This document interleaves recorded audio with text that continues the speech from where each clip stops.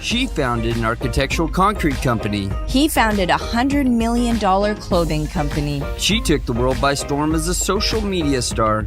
He took the world by storm as a famous serial entrepreneur. Together we started a business. And had babies. Now we're figuring out the best ways to do both. Join us as we learn from other entrepreneurs going through the same life struggles. As they share their life hacks about success, love, kids, and everything in between.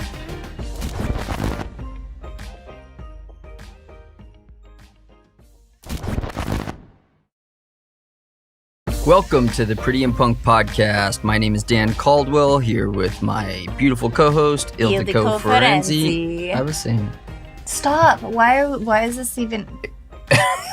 You just mess with me every year. Okay. Oh my gosh. It sounded good either way. So, welcome to the Pretty and Punk podcast.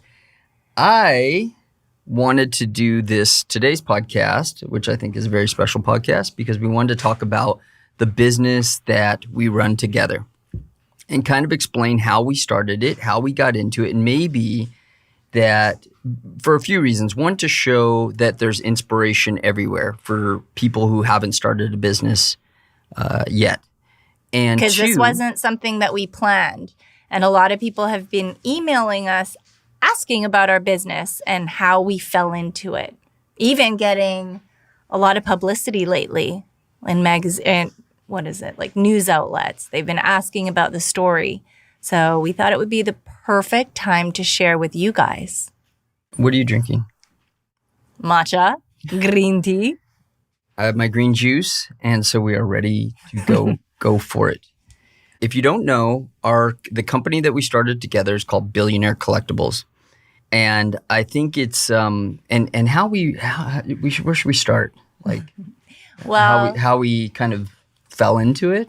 Yeah. Well, no, what were we doing at the time? Let's go way back. I mean, we had our own things. We were doing our own things, and we wanted to do something together, and we weren't sure what that was going to be. We were actually at the time planning a business podcast together, but just life kept happening. Things kept happening.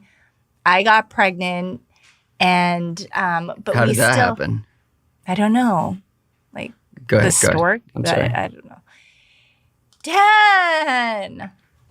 Anyway, so we were really looking like we wanted to create something together to the point where we prayed about it. We were asking for signs, praying for answers. And we wanted it to be special because there's so many, like you just, if you're doing something together, you just want it to be something that you guys both vibe with. Are passionate that both of you are about. excited to get up in the morning and get started on and work on, where it doesn't become work, right? Right. Like with Tap Out, that was your passion. And even with the concrete business, it made sense to me, the architectural concrete company, because of my mom and we would flip homes and the concrete was ugly. So I always remember hating that feature. Like we just didn't have enough money to fix the concrete. So the concrete company made sense to me. And we were really looking for something that made sense to the both of us. At that point, we kind of just got to the point where we said, okay, let's just let the universe show us the sign. Yeah, just God, let's just not push it too hard. Yeah. Let's let it find us. That's right. Because we'd been so frustrated trying to throw out ideas together, we would just, make it it was more of a casual thing. We for sure knew we were going to do the business podcast. And we talked about flipping homes together too. We were like, oh, should we go in to start flipping homes? I had a real estate company with my brother, and we thought, okay, we could go in to start flipping homes together. Because that felt like home to me. Because we both did that. Mm-hmm. So we both understood the house flipping business. But it was just like, it just didn't feel right at that time. Yeah. And we wanted to find something that just felt right. So we just said, let's just stop. Let's just throw our hands up here and let's just let God show us what we should be doing. Right. Because you'll feel it in your gut. Like you knew with Tap Out, I knew with the concrete company.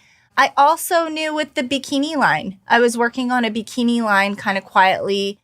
And it was going very well. I was doing a lot of photo shoots with the modeling, with the acting. It just made sense. And a lot of people were wearing your bikini. I was wearing a lot of my own designs, and everybody was asking me, even when we went to, where did we go? We were in Ibiza. Cannes. Everybody was asking me. Model shooting with them. Right. We even had celebrities there asking about my bikini and how they wanted to wear it, how they can get it. It was crazy. So in my gut, I felt like this is the right thing. This is the right thing to do. We even had but it was your own thing. Yeah, it was my own thing. And it was leaning your way. But I kept trying to pull you in. I was like, you were in fashion before. Why don't you want to do this with me? It's so great. We went to Monaco.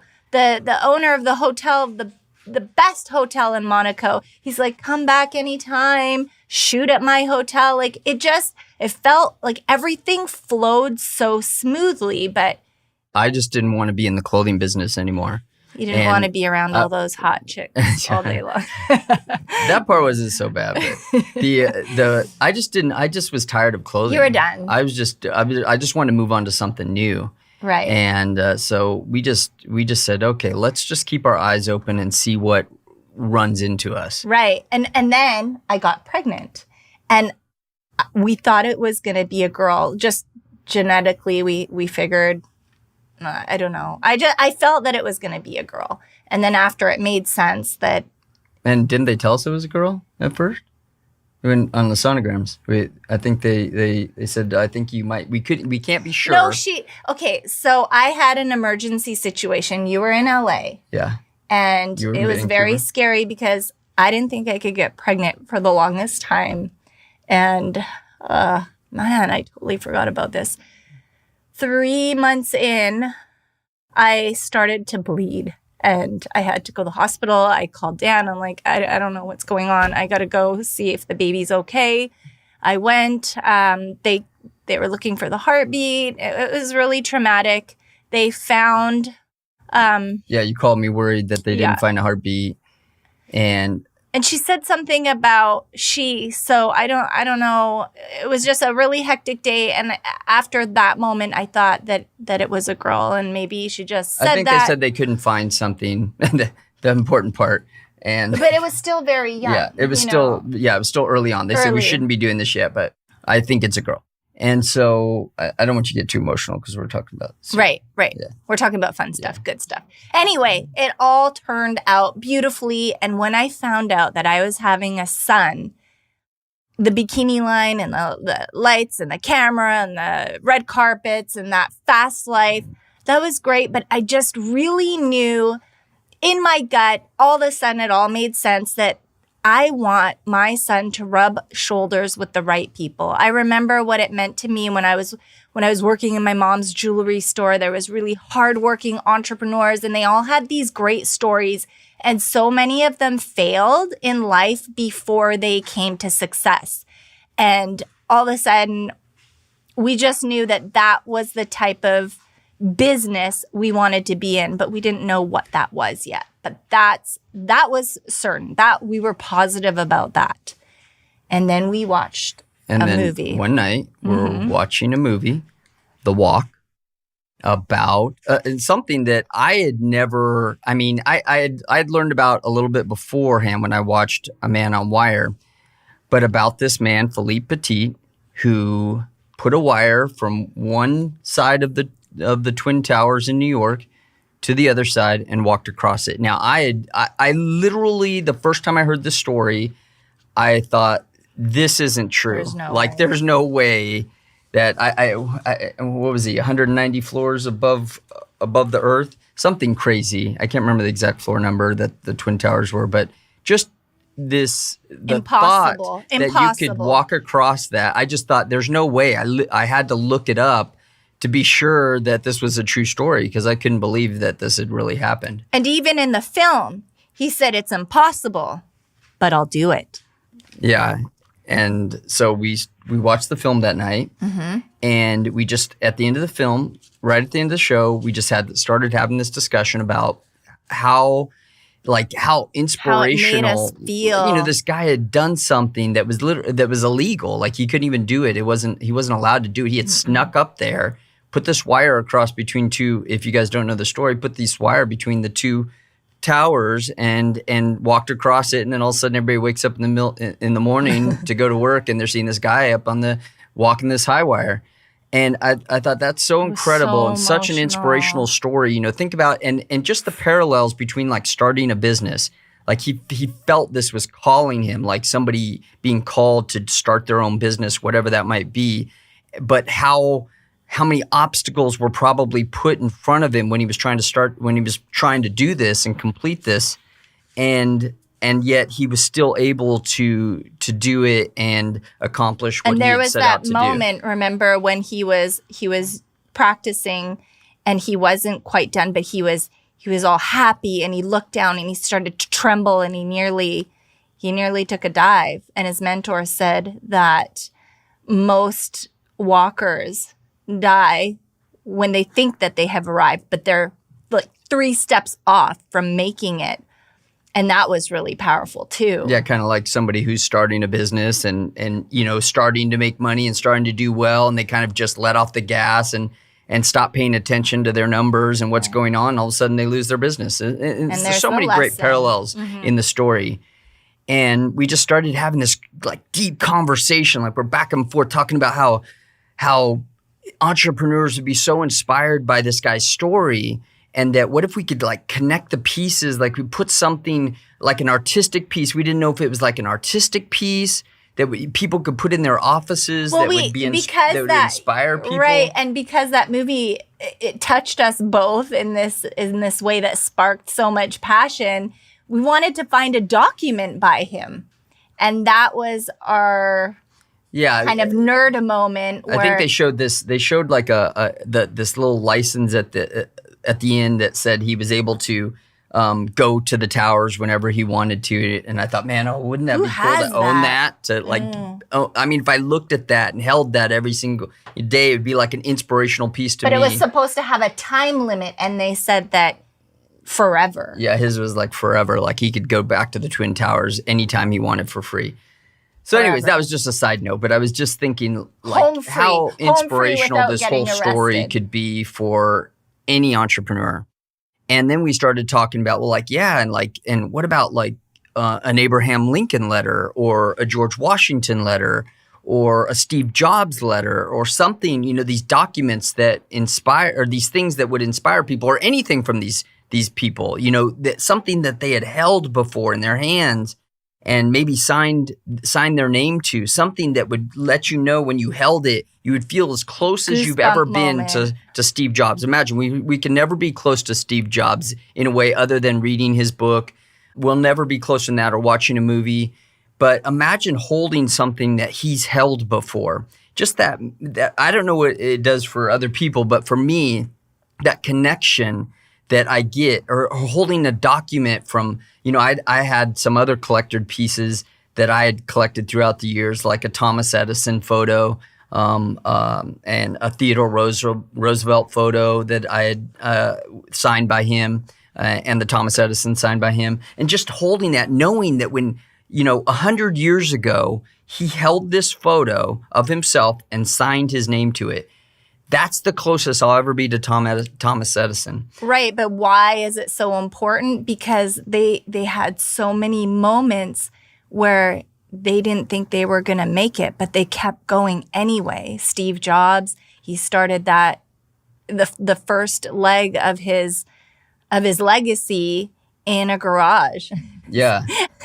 And when he should have given up. Stories. Right, he should have given up a few times, but he didn't. He kept going, and his legacy lives on. So that's why he'd been fired from his own company. I mean, who doesn't give up at that point? Just walk away at that point. Yeah. Or Thomas Edison, who said, I've not failed 10,000 times. I found 10,000 ways that wouldn't work.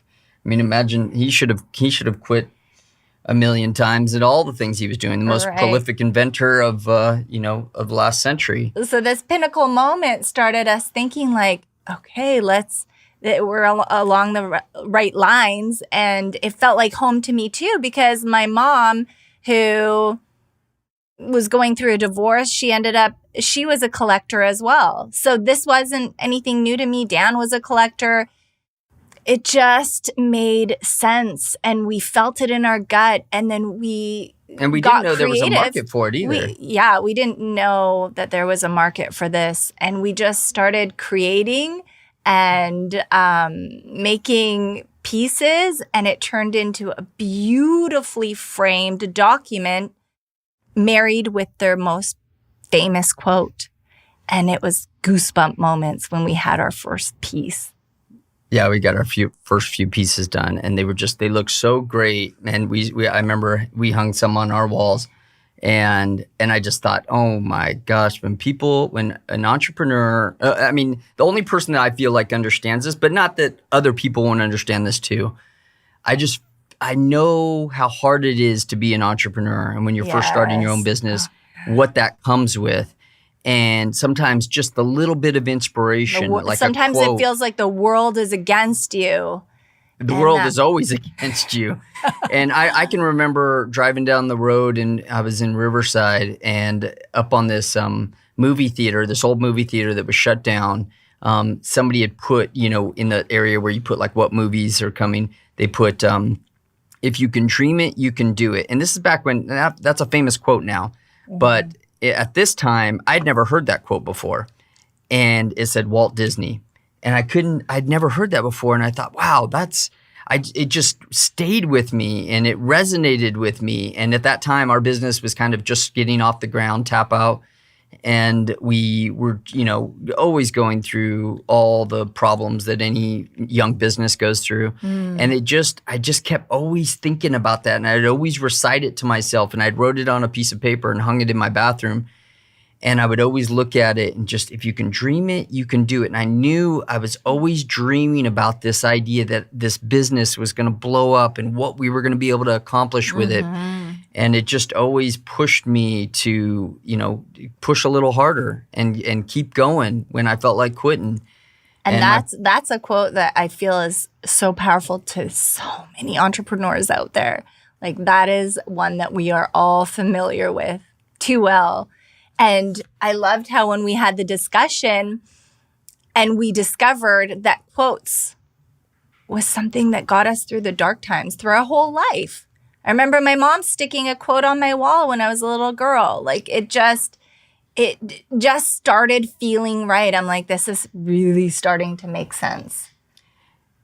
I think that, and I think what's more important, what's so important about this right now is that it's literally the best time in history for people to start their own businesses. And it shows that because some of the pieces, and just so we can be frank, and your mom did this too, actually. I remember her story, that the first few pieces that we made were pieces that I just used some of my own collection. Yeah, my own collection, your own collection. We just put took it together. Those pieces and we framed them with a quote from that person. And it just became, okay, we got our first few pieces. Here's our first pieces that we'll sell. Isn't it laughable that these are things that we had, but they were hidden in a safe? And it's like, why are these things hidden? They need to be on a pedestal. They need to inspire not only yourself. Like, you can't just pull them out of your safe. You have to hang it on the wall and share it with your whole family and your colleagues and your employees. Yeah, and I think that it tells people that you can start right now where you are with what you have sometimes. That's right. And for those of you who don't have a business going yet and are looking to maybe start a business, I just go, we only, our life is so short. Yes. And that, I recently saw a post about somebody who had been at their job for a while, and they were like, had reached, a certain amount of years at their job. And I thought, man, I am, not that I'm sure they might love what they do. I don't know. But personally, I would feel at a point like, man, I right now I need to start doing something, because for me to look back at some point in my life and go, this is what I did with my life, I would just feel like I missed out on the best parts of life sometimes. And not that we love our kids too, and that's what we still, and this is what this whole show's about, is that we know that that's a huge part of your life. But equally, in a lot of ways, I feel like I have to push myself to do things every single day that drive me, that excite me, that wake me up in the morning. Right. And if you don't have that, that's how you get depressed. Right. That's important. And that's what I really wanted my firstborn son to see, us doing what we loved, what we were passionate about, and that it's okay. I thought it was a swimwear line. And it's okay to change. To pivot. It's okay to pivot. It's okay to change your mind. It's okay because it felt right. And your gut will tell you you're going to fall on such amazing blessings and signs if you just ask for them. And that's what happened. So inspiration is everywhere. So no matter what you're doing, and just from the, for us, it was that movie that like sparked this in us. This thing that we didn't even plan. Didn't even know. It wasn't even on our radar. And we had the inventory and we never would have dreamt about using it, a few years ago. Not for this, It was going to stay in the same. Well, it was an investment. Yep. That's right. And for you, inspiration is everywhere. Like no matter, you might be driving down the road and see that you don't like the car model, and you have a guy like DeLorean who goes and starts it. Not that his situation turned out the best, but there are guys, or Tucker. I mean, you have these guys who might go, I can make a better car, or I can make a better magazine. Somebody decides they want to start their own magazine, or somebody says they want to start their own make their own wallet. Right. Whatever that might be, whatever wakes you up that morning, or if you want to start a company with your wife or significant other, that what drives you two together? Where are you guys? When are you guys the most happy together? What is that one thing that you guys do? And explore these ideas out loud. As soon as I got pregnant, we knew we really wanted the baby to be healthy and just live this life of health. We were talking about baby food and baby food delivery. Remember, we were talking about all kinds of stuff and just saying it out loud. You got to say it out loud and explore it, and you'll just feel it. You'll just feel it. Yeah, I think that's Don't forget to important. pray about it. Meditate about it. You'll get the signs. Yeah, I think that was really important for us to like talk those things out loud, and like have these conversations where sometimes they lead you to a dead end road. I mean, we sometimes talk about things where like, but I don't really want to do that. I like the part about creating the brand. I like the part about certain things, but I don't want to be, to maybe do this certain business. We have to live in Los Angeles full time, and maybe we don't want to be there all the time. And this gives us the freedom. Or we got to be shipping or whatever that might be. Right. And this one gave us the freedom to spend the time with our baby, well, now 2 babies, and then also rub shoulders with the right people. Again, entrepreneurs and leaders that may have failed several times, and they can share their stories and talk about because they always talk about their stories. And now Daniel gets to overhear that. And it's like, yes, that's exactly what I had envisioned. And he says it, what was it the other day? I can't remember what something wasn't working. And he looked at me, he says, Mom, don't give up. You can do it. You can do anything. You can do anything. And it's like, amen. Like, that's what I wanted his mindset to be. And even before he could barely speak, do you remember, like, he used to help us ship those pieces off? And it's just, this is such a wonderful gift and such a wonderful blessing. And even with quarantine going on right now, we're getting requests. Yeah, because people, we just sold a couple 2-3 pieces to this guy, and sometimes it's that they're doing Zoom calls and they just want something in the background so that it's a conversation piece. People look at it and they, what is that in your background? Everybody's doing the coronavirus makeover because they're working from home now. Their office is in their home, and they want to just redecorate. And they operate on Zoom. Facelift, yes. So, yeah, and what's one thing is when we first started the business, we couldn't figure out we couldn't figure out a way to sell. We knew it was a great idea, but we couldn't figure out what was going to be the way we would be selling these items. We didn't know if that would be through Facebook ads. We didn't know if that would be if we wanted to open a gallery. We weren't quite sure, and we were starting to hit a roadblock a little bit. We'd created a bunch of pieces, and we sold. It was all people with similar mindsets like ourselves, but how do you find all those people around the world? And they're not cheap pieces. So some of the pieces, for example, they might be somewhere between $2,000 and $200,000. So we've sold some very, very expensive George Washington pieces. We sold a very expensive Steve Jobs piece. Well, we knew we were on the right track when we sold the Steve Jobs piece. And all of a sudden, press came to us and they wanted to know more about this because they've never even heard of anything. Yeah, like I mean, there's They're like, what? Because you typically put a document together with a quote. That is the most amazing thing we've ever heard of. And press came to us. Yeah, I mean, there were people that traded documents there are people out there that trade documents, but typically it was seen as like this older person's sport. Right. And then they hide them in their safe. Yeah, because it's an investment. It's a huge investment. And they'll pull it out once in a while and look at it all by themselves. How's that supposed to inspire everyone around them? So the fact that we could frame this piece up and people could hang it in their office with a quote attached to it, and not only is an investment and a conversation piece, but it's inspirational to them. So how much is it really worth if it inspires you every single day? What is that investment worth? It's good money spent. And we've had basketball players and baseball players buy stuff from us. We've had different several attorneys. We had a few museums actually buy a few pieces. Yeah, which was kind of cool because we try to pick very significant pieces that are exciting just to own. Just the idea.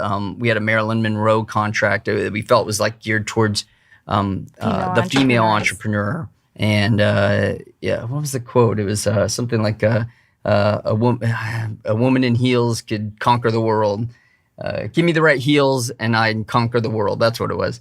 And just a great quote for that woman who's it's letting him struggle for a minute. Yeah.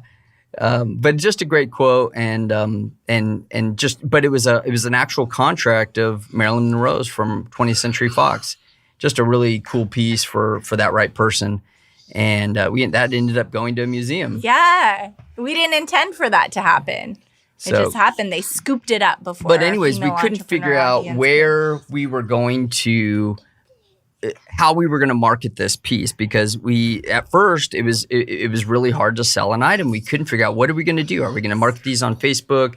Are we going to put out ads? Or we just didn't understand, because we had tried that and it wasn't working, and so we weren't selling anything. And we started to spend some real money, a couple $1,000s on some marketing just to kind of feel if we could get a sale going. And some of the feedback and some of what we had realized was that these pricier pieces, it was going to take a little bit more conversation with the person. And so that might maybe mean a webinar or a different tactic for pushing these pieces and helping people find the website. But then we kind of fell into, we started networking with people and like face-to-face. And what we realized that good old-fashioned face-to-face networking and sales became our best avenue. Old school. Yeah, just really old school. So you just when you think that the internet marketing is and not that you that's not going to work. Because my partner and I, we built the concrete company in such an old school manner as well, word of mouth, even pamphlets on homes that weren't quite done. And you did total old school with Tap a lot of that was pre. And the jewelry. Well, of course. And my mom's jewelry store, we did old school. Today we would do Tap Out different. If you're doing something right, I really believe that word of mouth is what's going to it goes to show you that stuff is still, you can't count any of that out. And that stuff is still important. And for us, selling a high-priced item to a specific customer, that being another entrepreneur or somebody who was, who had started their own business, that it was going to be that face-to-face connection that there's a great book by Gary Vee, that Jab, Jab, Right Hook, I think it's called. But basically, creating this relationship, or you may already have a relationship with some of these people, and then how can I help them? How can I help them before we go in for that ask, or really we never ask anybody. We just tell people about what we do. And it's contagious. Yeah, and the questions start coming. Like, what is it? And who is it that inspired me to do my business? Oh, it's someone very specific. And they look for, they ask us to hunt down, like modern day Indiana Jones, hunt down a document by this or that person. Yeah, by Enzo Ferrari or whoever inspired them. We recently had this. He didn't end up picking it up, but he had asked for this Ettore Bugatti piece, and was wondering, because he owns a Bugatti, he wanted this specific piece, and we found out how hard it was to find something by Ettore Bugatti, the founder of Bugatti. It's really hard, and there's not many pieces out there. We found one piece. It was $100,000. A little more than we wanted to spend. We didn't really like the piece either. If it was a good piece, maybe it would have been something that it would have been on the table, but it just wasn't the type of piece that we wanted. And we ended up finding a piece in Germany that was just the perfect piece at a great price, and we ended up picking it up. And we're glad to have it now. We have it in the collection now. I don't really want to get rid of it. No. I got to get the Bugatti first. Part. So. That's the hard part, because they're all one of a kind, and you kind of fall in love with them while creating each piece. When you're putting it together and you're starting to marry that quote. Like, what's the perfect quote for this person? I love holding, when we get in like a great document from Abraham Lincoln or Benjamin Franklin, holding a letter like this, and this was held, that there's feeling like that you get. Yeah, it's goosebumps. Literally, there's energy coming out of this letter when you're holding this letter that Abraham Lincoln held at one time, or George Washington. We've had a few George Washington pieces come through, and just incredible to hold a George Washington piece over 200 years old, and knowing that he held this and signed his name to it, a wartime because we know document. the history behind it, and it's just like, this is what he was going through in his life. And so many of these leaders have such great quotes, so it's just fun to find the right quote and marry it to this beautiful piece. Well, that's what we do. And that's what we do. And it's a great. So and you can tell, if you can't tell, we get excited about this stuff, and we nerd out on it a little bit, just because I think that's what you want to have when you have a business. You want to be excited to get up every single morning and talk about it and work on it and think about it. And we're excited when we can, we've flown to different places and when we track down someone's wish list, because we can't guarantee that we can find these items, but when we do, the right item, it's like sometimes you can find items they're too expensive or they're not the right piece. You want something that feels right, that feels like it's an important piece, that feels like it's a one of a kind that you'll never see again. And you want to be excited when you hand that piece over. I love to see people's faces when we hand them over a piece. And, and they see it for the first time, and they're like just blown away. We have one buyer who just keeps coming back to us like, it's addicting. Hey, send me over what's the latest Thomas Edison piece you have? And he'll ask me for all of them. We have several people around the world. Yeah. Not one. Well, no, I'm saying this one guy who is always asking me to send him pieces. Oh, constantly. Yeah. Yes, constantly. But I feel like once we sell one, we don't even get to display it in the gallery because it goes it's so hot fast. off the shelf. Yeah, Sorry. My son was just about my son was kind of falling, and Daddy had to catch up. See, we're multitasking. Here. So anyways, I just wanted you guys to hear this coming straight from us. So because we're talking a lot about the business, I thought we keep talking about, we should talk about, nobody knows what our business is together. What we really do, and or we how talk we about fell on it. Yeah, we say Billionaire Collectibles. It wasn't planned. It was not planned. Not in a million years, I never thought that we would come up with this idea. And I feel like that happens to a lot of people out there. You got to keep your eyes open, your ears open, and it's going to make sense. You're going to feel it in your gut. And maybe in 5 years we may change our mind and do something else, and that's okay too. But right now, this feels right.